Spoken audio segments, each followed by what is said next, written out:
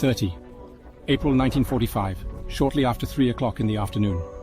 In a secret bunker beneath the Reich Chancellery in Berlin, the last moments of Adolf Hitler's life are ticking away.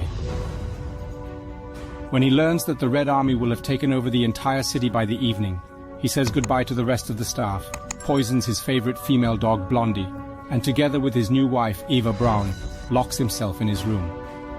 They sit on the sofa next to each other. She chews a cyanide pill. He shoots himself to sleep with a gun.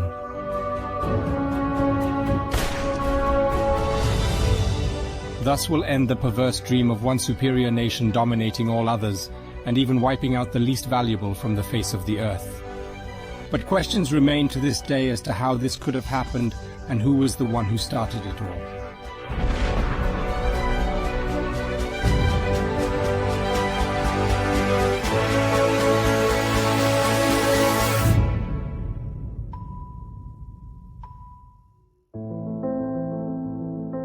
Adolf Hitler did not have a happy childhood. He was born in 1889 in the Austrian town of Braunau. His father Alois was an alcoholic and a tyrant who beat his family. Adolf suffered from a lifelong aversion to alcohol. Fortunately, my father died soon after.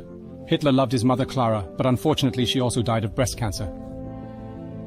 Adolf bore her departure extremely badly in cruel pain. The attending doctor recalled that he had never seen such great grief in a bereaved person in his career. But the blows of fate will continue. Hitler dreamt of becoming a painter throughout his childhood, but he was not accepted twice at the Vienna Academy of Fine Arts. He said he was good at buildings, but not good at figure painting. At the age of 18, he sinks to the lowest depths, and his inability to cope with life's setbacks will follow him throughout his life. For the next 5 years, he lived in Vienna as a homeless person. He earns his money by painting posters or postcards, and all the time he's thinking hard about who is to blame. That's how he first gets a whiff of the pervasive anti-Semitism that even the long-serving mayor of Vienna, Karl Lueger, was stirring up at the time. He thundered that the Jews, who own newspapers and key businesses, controlled the world, and he was enormously popular with his program. At the age of 22, Hitler finally leaves Vienna as a rotten city full of Jews and Marxists and moves to Munich. He is better off here, as he has admired German history and mythology for some time. When World War I begins, as we can see in this unique footage, he is excited and immediately volunteers for the German army. Here, perhaps for the first time, he is happy. He gets the job of a field courier, distributes orders around the trenches, and experiences a fairly peaceful war until the very end, when his trench is hit by the poison gas Iperite, and he almost goes blind. Then, in the military infirmary in Pomerania, there comes a turning point. Here Hitler learns of the German surrender. He cannot understand it. Such a great and proud nation cannot lose. Who's to blame? In Hitler's eyes, it's clear. The Jews and the Marxists in the Berlin government betrayed him. And it is here, he says, that he will once and for all take back the pride of the Germans and take revenge on everyone else.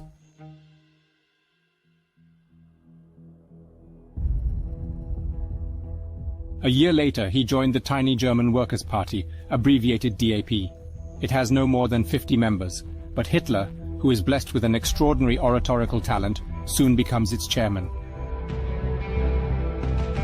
Then in 1920 he adds National Socialist before its name, changing the abbreviation to NSDAP, and he himself designs its emblem, the swastika, an old religious symbol, but now interpreted here as a sign of the superiority of the Aryan race. He forms a street-fighting force called the SA, and in November 1923 he feels strong enough to take power in Munich by coup. The event gets the derisive name Beer Putsch because it started in a Munich bourgeois brewery but ends in a fiasco. A Nazi parade is shot by Bavarian police, 23 people are killed and Hitler is arrested and sentenced to 5 years in prison for treason. In it he writes his political manifesto, a pamphlet called Mein Kampf, My Struggle. In it, he openly promotes racism, anti-Semitism, and the leadership of the Aryan race. After 1 year, he is released for good behavior. At that time, he also decides for good that the only way he will seize power next time is through legal means, through elections.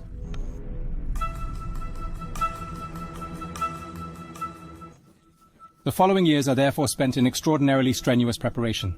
He takes advice on changing his wardrobe. She tries out what gestures look best in photos and shots. She's learning etiquette because she doesn't even know how to hold a cutlery set properly. He's honing party speeches and conventions into riveting theatrical performances.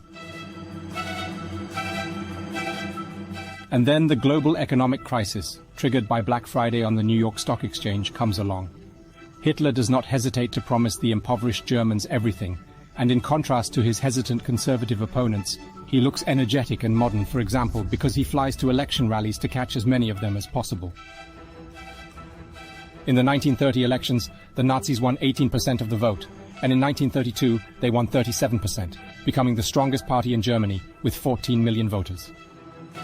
Ich habe die Energie und die Zähigkeit gehabt, von den damaligen 1000 Mann vor 10 Jahren bis heute 14 Millionen zu machen.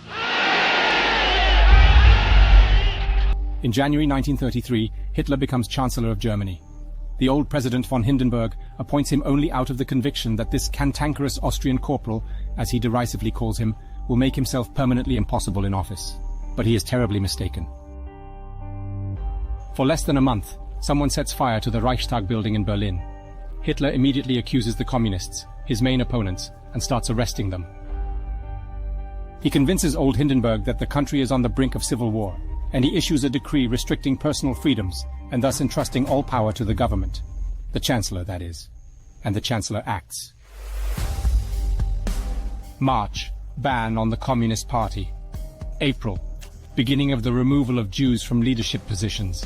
May to July, dissolution of other political parties. June of the following year, a bloody action known as the Night of the Long Knives gets rid of the opposition in their own party. And after the old president also dies in August 1934, Hitler will merge the presidency and the chancellorship into one, which he will call the Führer, the Reich leader. 20 years ago he was a homeless man in Vienna, and now he is the absolute ruler of Germany.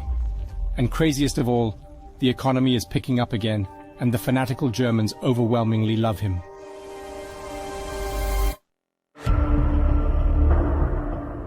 In the meantime, he lives in a 9-room apartment in Berlin, or in his new Berghof residence in the alpine town of Berchtesgaden.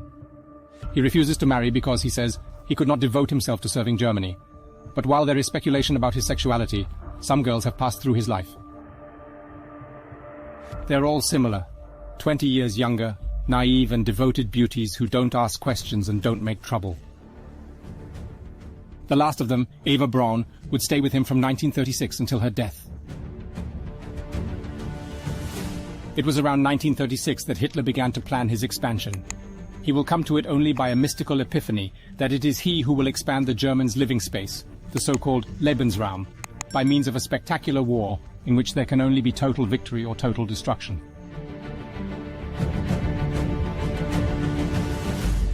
Other events are well known. The occupation of Austria, the breakup of Czechoslovakia, the attack on Poland. The fatal war begins. In it, Hitler fully opens all the floodgates of his perverted ideas about the so-called racial hygiene of society. As early as 1939, he begins the systematic murder of mentally disabled Germans in mental hospitals. However, as this action, called T4, meets with stormy public opposition, Hitler decides that all further actions must take place in the East, out of sight of German public opinion and in complete secrecy, without official orders or documents. Indeed, while it is perfectly clear that all the plans to murder Jews and others originated in Hitler's head, he himself is not a signatory to a single document. He was never in any extermination camp, and never even personally participated in any execution.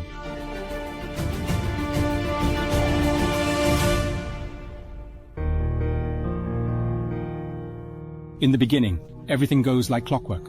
Hitler, who only made it to the rank of private first class in the First War, thus gets the impression that he is a phenomenal commander. He basically decides everything himself, down to the most bizarre details. For example, how many guns should we wear? This will be arrested after the attack on the Soviet Union. After the key defeats at Stalingrad and Kursk, he screams at his generals that they are worse than Jews, and falls into total apathy as he did in earlier failures. Plus, the stress is making his health worse. He has stomach problems, severe rashes, polyps on his vocal cords from the constant screaming, and a panic attack from the cancer his mother died of. He's swallowing a full cocktail of meds. Historians would later count 74 of them, including cocaine, amphetamine, and other drugs that slowly turn him into a complete wreck.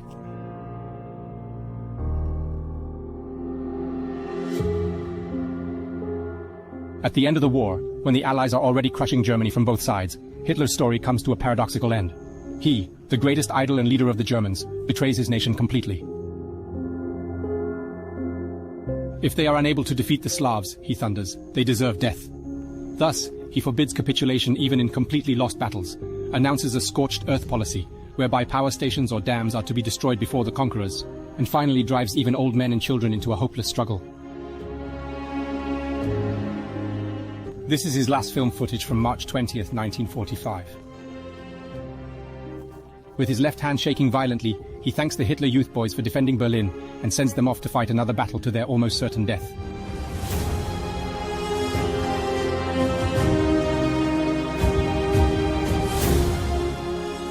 He locks himself in his bunker under the Chancellery, and there his twisted dream ends for good.